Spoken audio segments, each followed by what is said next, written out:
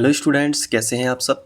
उम्मीद है कि आप अच्छे से पढ़ाई कर रहे होंगे और नोट्स भी बनाते जा रहे होंगे।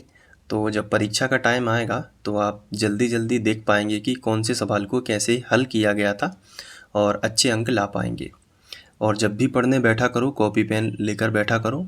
उससे फ़ायदा ये होगा कि जब भी मैं आपको कोई भी सवाल सिखा दूँ तो आप उसका जो हल है अपने से खुद से करके ज़रूर देखिएगा, ताकि आपको पता चले कि आप कहाँ पर गलती कर रहे हैं और कहाँ पे आपको अच्छे से समझना होगा। हालांकि मैं कोशिश करूँगा कि आपके सारे डाउट क्लियर यहाँ पे साथ में हो जाएं। देखो, क्वेश्चन में लिखा है, दर्शाइए कि एक धनात्मक विषम पूर्णांक 4q+1 या 4q+3 के रूप का होता है, जहाँ q एक पूर्णांक है। देखो, इसमें हमें धनात्मक विषम पूर्णांक दिया गया है और कहीं भी सम पूर्णांक नहीं लिखा है। तो ऐसी स्थिति में आपको धनात्मक विषम पूर्णांक a मानना पड़ेगा, पूरा धनात्मक विषम पूर्णांक।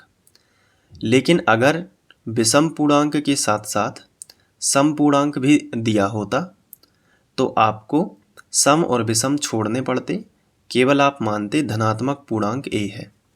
इसको अच्छे से समझ लो। देखो, क्यों मैं ये बता रहा हूँ, क्योंकि आप उदाहरण 2 के साथ इसको कंफ्यूज ना कर दो। उदाहरण 2 में हमने क्या माना था, माना धनात्मक पूर्णांक a है। हमने ये उदाहरण 2 में माना था। क्यों?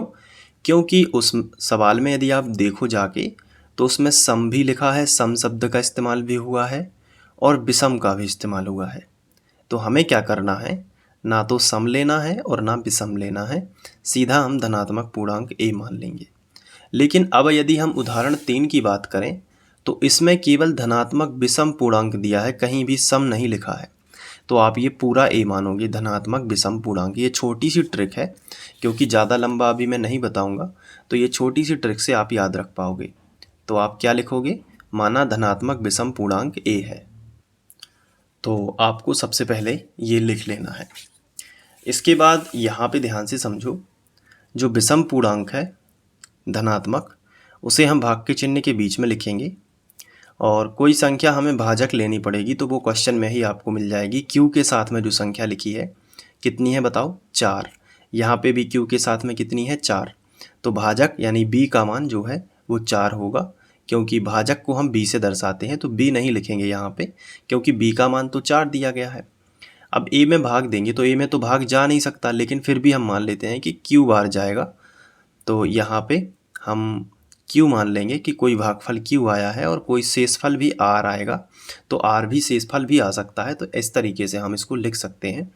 तो अगर हम धनात्मक विषम पूर्णांक a मानेंगे और भाजक कितना लेंगे, b का मान कितना लेंगे, 4, तो यहाँ पे हम लिख लेते हैं। और 4 ही क्यों लिया हमने, इसको समझो ध्यान से कि क्वेश्चन में हमें b का मान 4 लेने के लिए बोला गया है। देखो 4 q लिखा है, तो q के साथ में जो संख्या है वो b का मान है।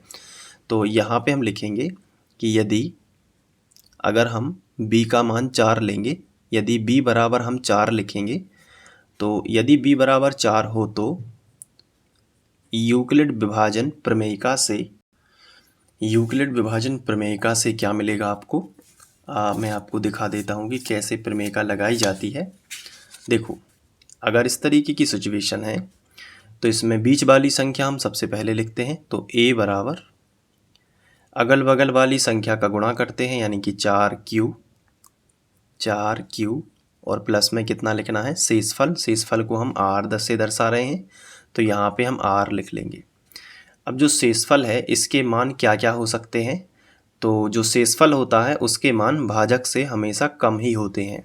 भाजक कितना है, 4, तो 4 से कम क्या हो सकता है, 0, 1, 2 और 3।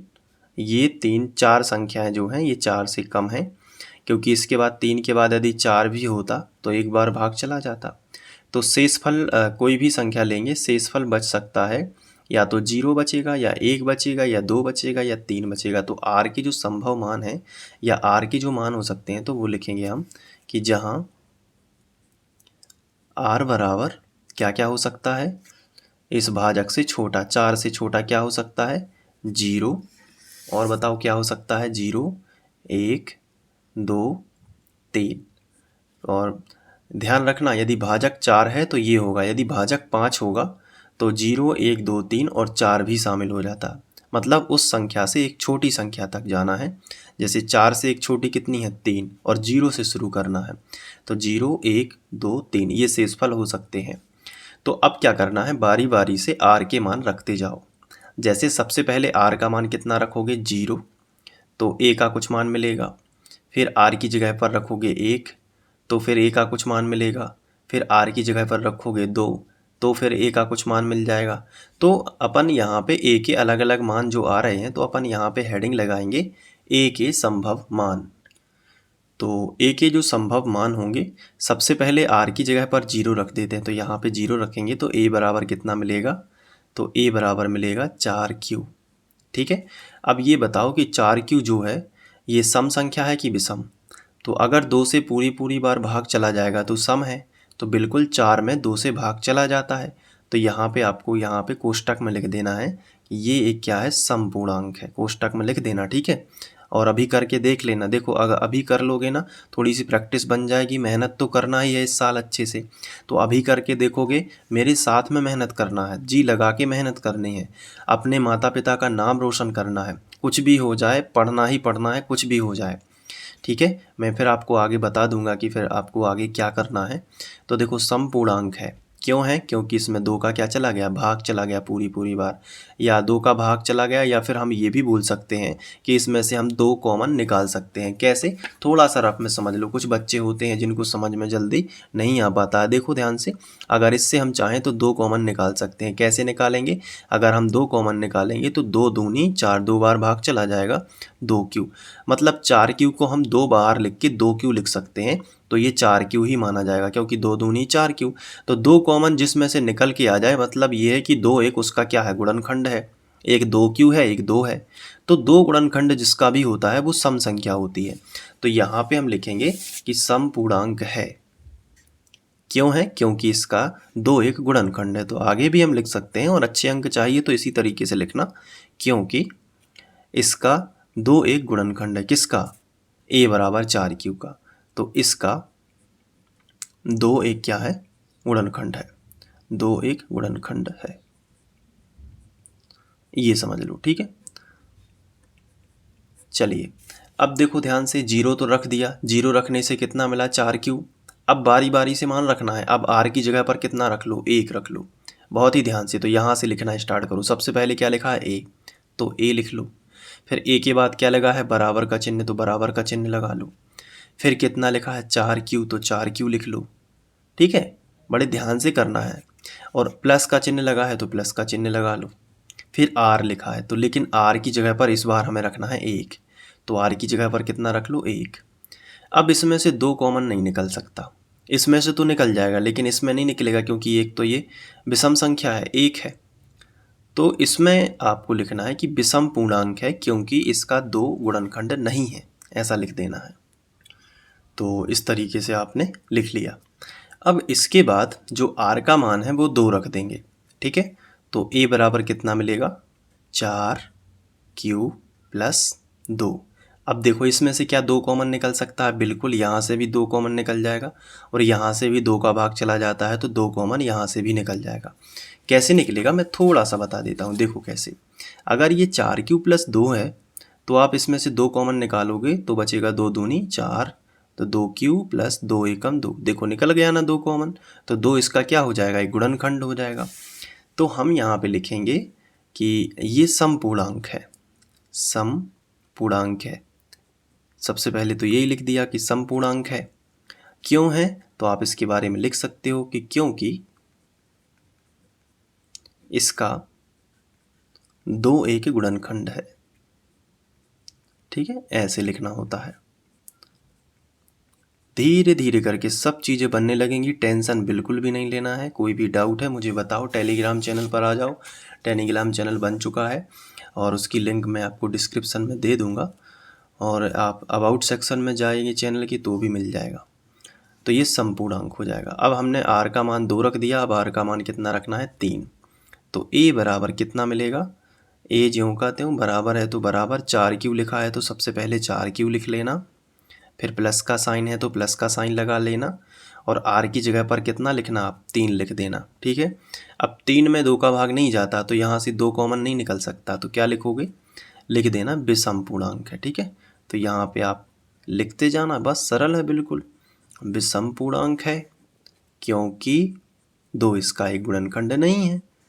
विषम में लिखना गुणनखंड नहीं है क्योंकि 2 इसका या इसका 2 एक गुणनखंड नहीं है।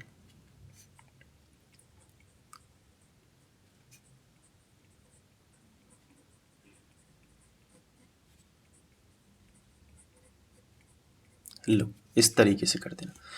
अब ये सवाल हल हो चुका है। इसमें देखो विषम कौन कौन से मिले हैं, 4q+3 ये विषम मिला है हमें, देख रहे हो ना आप। और एक मिला है 4q+1, ये भी हमें क्या मिला है, विषम। और यही हमें दर्शाना था कि धनात्मक विषम पूर्णांक 4q+1, ये देखो 4q+1 के रूप का है, और 4q+3 यहाँ पे देखो 4q+3 के रूप का है। तो बस क्वेश्चन ही देख के लिख देना कि अतः लगाइए यहाँ पे, अतः एक धनात्मक विषम पूर्णांक 4q+1, तो बस अतः लगा के लिख दो, वही क्वेश्चन वाली भाषा। तो अतः लगा दिया पहले, फिर आप लिख लो यहाँ पे कि अतः एक धनात्मक विषम पूर्णांक, तो यहाँ पे लिखो अतः एक धनात्मक, अतः एक धनात्मक विषम पूर्णांक, यहाँ पे लिख लो विषम, फिर लिख लो पूर्णांक 4q+1 या 4q+3 या और जो भी लिखा हो क्वेश्चन में या लिखा, ठीक है, 4q+3 के रूप का होता है। और देखो अपना एक निश्चित समय बांध लो कि किस तरीके से हमें पढ़ना है, किस टाइम पे वीडियो लेक्चर देखना है। वीडियो लेक्चर तो आपको डेली मिलेगा, एक के बाद एक, साइंस के भी डाल रहे हैं, तो टाइम के साथ में पढ़ो। और घर से ही, आज के समय में घर से ही स्टडी पॉसिबल है, तो अपना टाइम बचाओ और बहुत अच्छे से पढ़ते जाओ, ठीक है। और प्रैक्टिस ज़रूरी है मैथमेटिक्स में, जितना ज़्यादा आप अभ्यास करते जाओगे उतना ज़्यादा आप अच्छा कर रहे हो, और क्लास में शुरू से ही आप होशियार रहोगे, और जो भी आपको स्कूल में होमवर्क दिया जाएगा फटाफट से कर पाओगे। तो अभी से मेहनत करना शुरू कर दो तो ज़्यादा फ़ायदे में रहोगे। और थोड़ी बहुत हिंदी पढ़ना स्टार्ट कर दो, क्योंकि अभी जो है गर्मियों की छुट्टियां जो चल रही हैं उसमें आप उस टाइम को न्यूट्रलाइज करो, उस टाइम का सदुपयोग करो, ठीक है। तो इसका स्क्रीनशॉट ले लेना और अपने नोट्स में अच्छे से लिख लेना। अब हम लोग नेक्स्ट क्वेश्चन करेंगे जो कि है उदाहरण 4। Thank you.